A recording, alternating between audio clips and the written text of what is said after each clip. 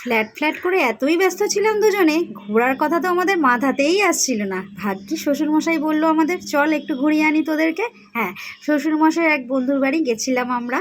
আর এটা আমরা কোলাঘাটের দাঁড়িয়েছিলাম সন্ধেবেলায় চাপড়িকে। তারপর সুন্দর একটা গ্রামের রাস্তা ধরে যাচ্ছিলাম আমরা খিরাইতে। হ্যাঁ, সেই কাকুর বাড়ি ছিল খিরাইতে, খুব সুন্দর একটা পরিবেশে কাকুর বাড়ি ছিল। এই সেই কাকুর বাড়ি। আর সেই কাকুর বাড়িতে গিয়ে আমরা খুব মজা করেছিলাম। সবার আগে শুরু হয়েছিল কোল্ড ড্রিঙ্কস দিয়ে, তারপর কী আর বাকি ছিল না বলো। আমার শ্বশুরমশাই করে নিয়েছিল একটু ব্যায়াম, কারণ অনেক কিছু খাবার দাবার তো খেতে হবে, তাই যোগ করলাম। এই যে দেখো, এইটা ছিল আমাদের টিফিন।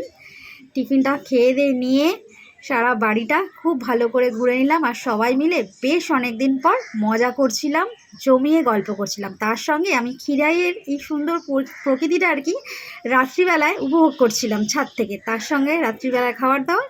তারপর আমরা রাত 1টার সময় দাঁড়িয়েছিলাম কোলাঘাটে। তারপর সুন্দর চুপচাপ নির্ঝুম রাস্তা, যেটা খুবই ব্যস্ত থাকে, দক্ষিণেশ্বর ব্রিজ। ফিরে গেলাম বাড়ি।